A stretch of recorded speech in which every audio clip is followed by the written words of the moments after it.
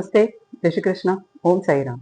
मैं करुणा शाह तमाम साई भक्तों का स्वागत करती हूँ आपके अपने यूट्यूब चैनल पर, जिसका नाम है साई करुणा। उम्मीद रखती हूँ आप सब स्वस्थ होंगे, मस्त होंगे और बाबा की रहमतों से तंदुरुस्त भी होंगे। साई बाबा के कुछ ऐसे भक्त जिनको मैं अक्सर कहती हूँ कि जिनका मैं साई दरबार में फ्रंट रो में स्थान देखती हूँ। तो इन भक्तों ने, अब मैं बार-बार इनके नाम नहीं लूँगी क्योंकि काफ़ी वीडियोज़ इनके ऊपर मैं बना चुकी हूँ। तो इन भक्तों ने अपने आप को उनकी पवित्र भक्ति की वजह से और इनकी दृढ़ भक्ति की वजह से अपने आप को इस ऊंचे मकान पर पहुंचाया हुआ है, या इतने ऊंचे स्थान पर आयाम पर अपने आप को बिठा के रखा है कि वर्तमान जो साई भक्त है ना, उनके मन में वहां तक पहुंचने की, उनके जैसे बनने की लालसा जरूर होंगी, उनकी इच्छाएं ये जरूर होती होंगी, पर ये आसान नहीं है।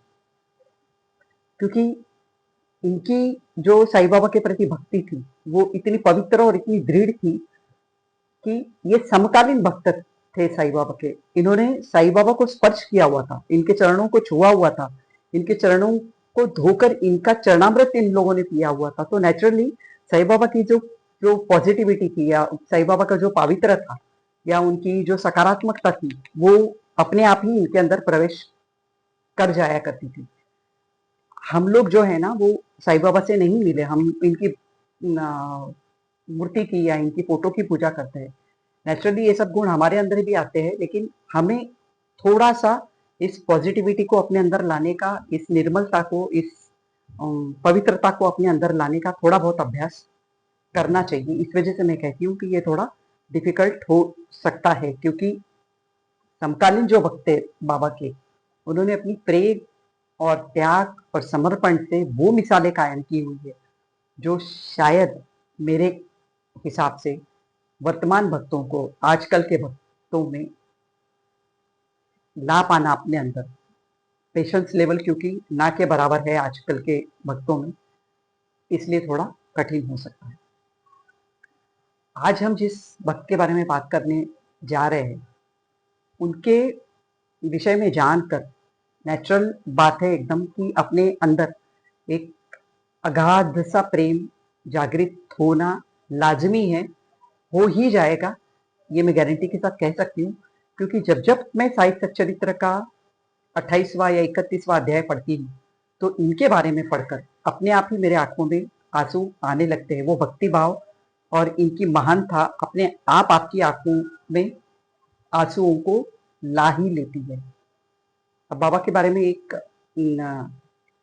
कहावत कहिए, प्रचलित सी है, या बाबा खुद कहा करते थे कि जो भक्त मुझे प्यारा है, या जो इंसान मुझे प्यारा है, वो भले 7 समुंदर पार क्यों ना बैठा हो, पर मैं उसे इस तरह अपनी ओर खींचकर लाया करता हूँ, जिस तरह से एक चिड़िया के पैरों में धागा बांधकर उसे अपनी ओर खींचा जाता है। तो ये जो साईं बाबा के भक्त हैं, ये इसी तरह धागा बंधे हुए चिड़िया की तरह बाबा की ओर खींचकर चले आए हुए थे। इनका नाम हर साई भक्त जानता होगा। इनका नाम था मेघश्याम या मेघा। इन्हें बाबा प्यार से मेघा कहकर बुलाया करते थे।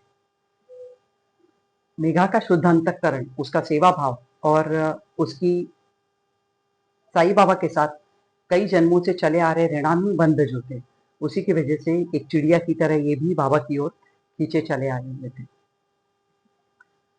अब इनके जो पूर्व जन्म में संचित पुण्य कर्म जो थे ना, इसी की बदौलत इन्हें राव बहादुर हरिविनायक साठे जैसा मालिक मिला हुआ था।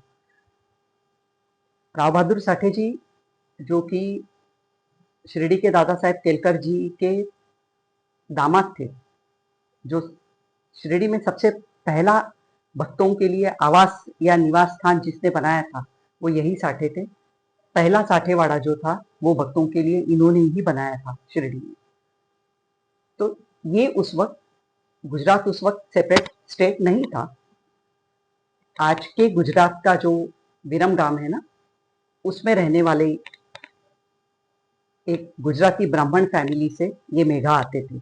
मेघा अनपढ़ थे, मेघा की पढ़ाई लिखाई बिल्कुल भी नहीं हुई थी, और वो एक अच्छे शंकर भक्त थे, शिव भक्त थे।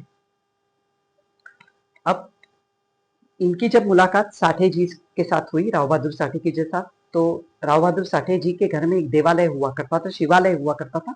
उस शिवालय में शंकर भगवान की पूजा करने के लिए इन्होंने इसे अपने घर पर, मेघा को अपने घर पर रखा हुआ था, और मेघा अच्छा खासा खाना बनाया लिया करता था।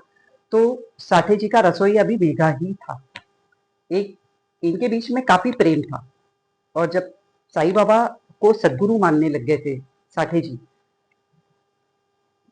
अचानक एक दिन इन दोनों के बीच में बातचीत सदगुरु के ऊपर चालू थी, चर्चा चालू थी। तो साठे जी के मन में सारे अष्टभाव जागृत हुए और उन्हें एक सेकंड के लिए ऐसा ख्याल आया कि मुझे अपने सदगुरु को गंगा स्नान कराना चाहिए।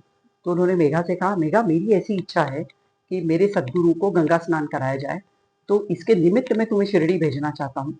तो तुम जाओ वहां पर, मेरे सदगुरु से तुम्हारा संगम हो, तो तुम्हारा सेवा भाव देखते हुए मुझे ऐसा लगता है तुम्हारा जीवन वहां जाकर सफल हो सकता है, तुम्हारे इस जीवन का कल्याण वहां जाने के बाद हो सकता है। इसलिए मेरी इच्छा है कि तुम एक बार मेरे सदगुरु से जाकर मुलाकात करो। अब मेघा ने उस वक्त साठे जी से पूछा कि आपके जो सदगुरु है उनकी जाति या उनका धर्म क्या है। तब उन्होंने कहा, देखो उनके धर्म के बारे में तो मैं भी, जाति के बारे में मैं भी कुछ ज्यादा जानता नहीं हूँ। कई लोग उन्हें हिंदू कहते, तो कई लोग उन्हें अविंद भी कहते हैं। अब अविंद ये शब्द जैसे ही कान पर पड़ा, तो मैंने जैसे आपको पहले बताया कि मेघा गुजराती ब्राह्मण थे, तो उनके मन में थोड़ी सी खटास आई, थोड़ा सा उनका मन दूषित हो गया कि ये मुझे एक मुसलमान की पूजा करने के लिए इतने दूर शिरडी भेजना चाहते हैं। मैं यहाँ पर शंकर भगवान के देवालय में शंकर भगवान को पूजने के लिए रखा गया हूँ। ऐसा दैवत छोड़कर, ऐसे भगवान को छोड़कर मैं एक मुसलमान के पैर पड़ने और उनको गंगा स्नान कराने के लिए इतनी दूर शिरडी जाऊं। तो उन्होंने समझाने की कोशिश की साठे जी को कि वो नहीं जाना चाहते, पर साठे जी नहीं माने। उनका एक मन पक्का सा हो गया था कि मेघा को वहां भेजना है। मेघा बहुत सरल हृदय का और बहुत भोला भक्त था। तो उन्होंने मेघा से कहा कि लोग जो कहते हैं उसकी तरफ तुम ध्यान मत दो, तुम ये समझो कि साईं बाबा साक्षात हाड़ और मांस से बने हुए शंकर भगवान का ही अवतार है। उन्हें लोग शंकर भगवान का ही अवतार समझते हैं। तो तुम मन में कोई भी शंका लाए बगैर एक बार शिरडी चले जाओ मेरे कहने से, तो तुम सचमुच पाओगे कि तुम्हारा जीवन वहां जाकर सफल हो जाएगा। अब इनका मन तो नहीं था, पर अगर ना कहता हूं तो साठे बुरा मान जाएंगे, अपने मालिक बुरा मान जाएंगे, और अगर हाँ कहता हूँ तो इससे बड़ी मेरी दुर्गति क्या होगी कि मैं शंकर भगवान को छोड़कर एक मुसलमान के पैर पड़ने जाता हूँ। ये कश्मकश उनके दिमाग में हर पल चलती रही। और भरूच स्टेशन पर जब वो आए ना, तो किसी ने उनके दिमाग में ये डाल दिया कि साईं बाबा मुसलमान ही है। तब तो उनका मन और भी दूषित हो गया।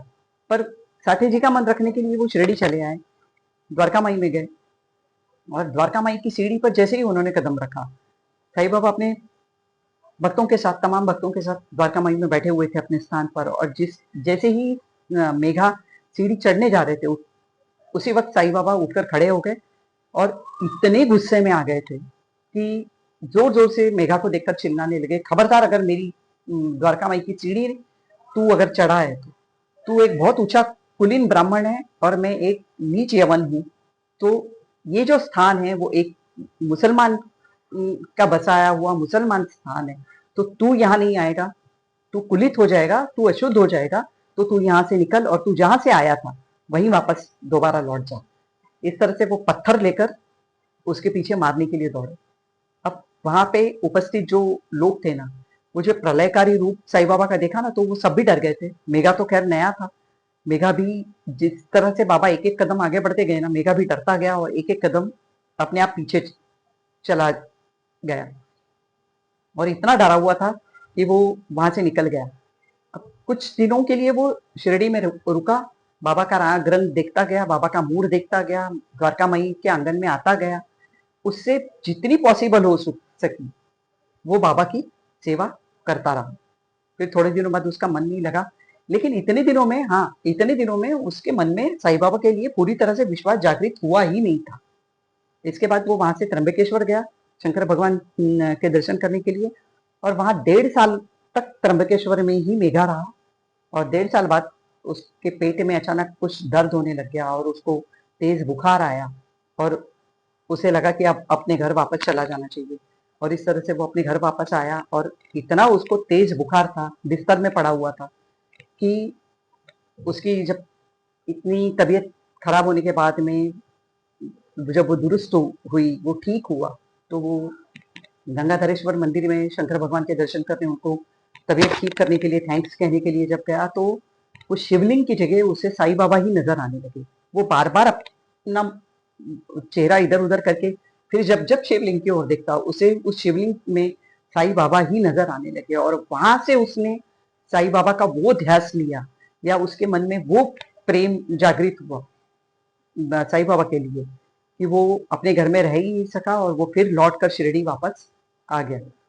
शिरडी आने के बाद में दादा साहब केलकर जी से वो मिला और उनके साथ में बाबा के पास, बाबा के द्वारकामाई में मिलने के लिए आया। और फिर बाबा ने उसे अपनी द्वारकामाई में आने दिया। और इसके बाद जो काया पलट मेघा के अंदर हुआ है, जो भक्ति भाव, जो प्रेम उसके मन में जागृत हुआ है, उसकी सचमुच एक मिसाल बनकर रह गया था मेघा उसके बाद में। बाबा से मिलने के पहले मेघा के मुंह में अक्सर एक पंचाक्षरी मंत्र हुआ करता था, नमः शिवाय नमः शिवाय। हर पल वो यही बोला करता था।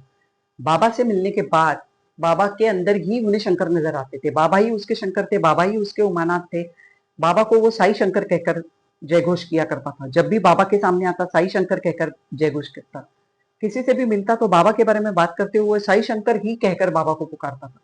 तो बाबा और शंकर के बीच में उन्हें कोई फर्क ही नजर नहीं आया उसके बाद, बाबा से मिलने के बाद। तो इतनी भक्ति उसके अंदर जागृत हुई कि जब तक मेघा शिरडी में रहा, तब तक 3 टाइम की आरती मेघा एक पैर पर खड़ा होकर बाबा की किया करता था। एक पैर पर खड़ा होता था, एक हाथ में घंटा लिया करता था, एक हाथ में आरती की थाली हुआ करती थी, एक हाथ से घंटा बजाते हुए एक हाथ से आरती बाबा की उतारा करता था। चाहे काकड़ आरती हो, चाहे दोपहर की आरती हो, चाहे वो शाम की आरती हो। इतनी भक्ति बाबा की उसने की होगी और इतने मासूम और इतने भोले भाव से वो बाबा को चाहता था। बाबा ने भी उसे कभी भी मौखिक आदेश कुछ भी नहीं दिया था। कोई मंत्र नहीं, कोई तंत्र नहीं, कुछ नहीं, कोई पूजा पाठ का तरीका नहीं, कुछ नहीं। बाबा उसको इंटरनली उसकी उन्नति करने में हर पल लगे हुए थे। एक दिन इनका अब देखिए, साठे जी ने उसे भेजा ही इसलिए ताकि बाबा को गंगा स्नान करा सके। अब शिरडी गांव में बेलपत्र का एक भी झाड़ नहीं था, तो वो बेलपत्र लेने के लिए कोपर गांव की ओर 7-8 किलोमीटर जंगल तक के चला जाया करता था। वहां से बेलपत्र लेकर आकर बाबा की और बाबा के साथ साथ समस्त जितने भी ग्राम देवताएं थे, सारे मंदिरों में जाके उनकी पूजा करके, खंडोबा की पूजा करके, फिर बाबा की पूजा करने के लिए द्वारका माई में आया करता था। सबसे पहले बाबा जिस आसन पर बैठा करते थे, जिस गद्दी पर बैठा करते थे, उस गद्दी की पूजा करता था। बाबा के पैर दबा दिया करता था, बाबा के चरण धोकर उसका चरणामृत लेने के बाद एक पैर पर खड़े होकर बाबा की आरती किया करता था। ये नियम उसका पूरा साल, सवा साल तक कंटिन्यूस, जब तक उसकी मौत नहीं हुई तब तक चलता रहा। अब गंगा स्नान की बात, तो मकर संक्रांति का जब त्योहार आया तो उसे ऐसा लगा कि बाबा को गंगा स्नान कराना चाहिए। अब उसने बाबा से इसके लिए आज्ञा मांगी और बाबा ने कहा, जा, जो तेरी इच्छा हो वैसा कर। अब वो अंधेरे में बैठिए उठकर एक गगरी लेकर खाली कोपरगांव की ओर निकल गया। गोमती नदी किनारे गया, वहां से पानी लिया और कम से कम 8-9 किलोमीटर का फासला है शिरडी से। 8-9 किलोमीटर जाना, 8-9 किलोमीटर आना, मतलब 16-17 किलोमीटर का आना जाना।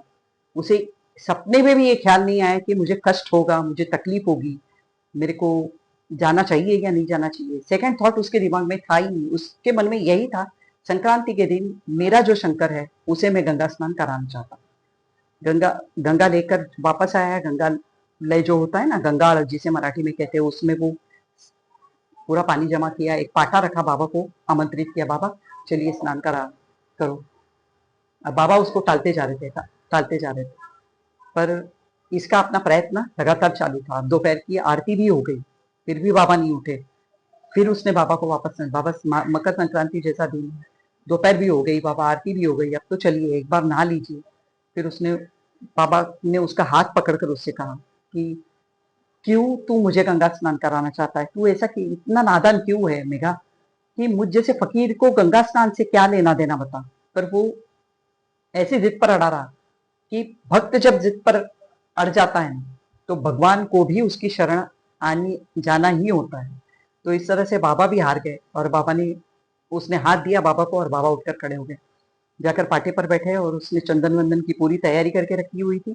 फिर उस बाबा ने कहा, अच्छा एक बात मेरी सुनेगा मायका? ये सिर आगे किया उसको उसके और उससे कहा कि इस सिर पर थोड़ी सी बूंदे गंगा जल की डाल दे। सिर ये प्रधान अंग होता है शरीर का और इस पर जल डालने का मतलब यही हुआ कि संपूर्ण स्नान करने के बराबर है। तो मेघा ने कहा, हाँ बाबा, इतना जरूर सुनूंगा। अब बाबा बैठ गए और जैसे ही बाबा ने सिर आगे किया, उसने वो गंगालय जो था वो उठा लिया और हर हर गंगे का बहुत बड़ा जयघोष किया उसने, और इतना प्रेम और आनंद उसके मन में जागृत हुआ, उसने पूरा का पूरा गंगा जो था ना वो बाबा के ऊपर पलट दिया।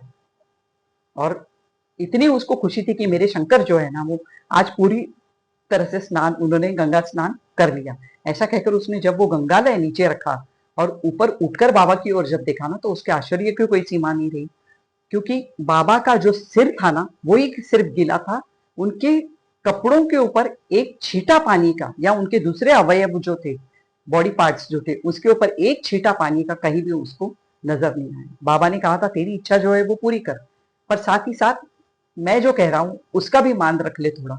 पर एक थोड़ा सा वो हर्ष के चक्कर में उसने वो पूरा गंगा जल निपट लिया, फिर उसने बाबा के पैरों को पकड़ लिया। हाँ, अब मैं आपको एक बात स्पेशल बताऊं कि ये सब घटनाक्रम जो गंगा स्नान का हो रहा था ना, उस वक्त ज्योतिन्द्र तड़खड़ जी वहीं पर बैठे हुए थे और उन्होंने ये सब चीजें अपनी आंखों से खुद देखी हुई थी, जो उनके बेटे ने अपनी किताब में भी लिख कर रखी हुई है। तो एक ऐसा मासूम भक्त, अब एक ऐसे मासूम भक्त को एक ही वीडियो में बांध पाना शायद सरल नहीं होगा, मेरे लिए भी डिफिकल्ट है। तो इसका सेकंड पार्ट लेकर मैं तुरंत आपके पास आ रही हूँ। एक अद्भुत अ, अ, स्वभाव गुण मेघा का और एक अद्भुत कथा आपको इसके अगले वीडियो में मैं जरूर सुनाऊंगी। तब तक के लिए साई करुणा पर बराबर बने रहिएगा, लाइक शेयर सब्सक्राइब करते रहिए, हाइप करते रहिएगा, और तुरंत उपस्थित हो रही हूँ आपके सामने मेघा का दूसरा वीडियो लेकर। तब तक के लिए आगे दीजिए। ओम साई राम।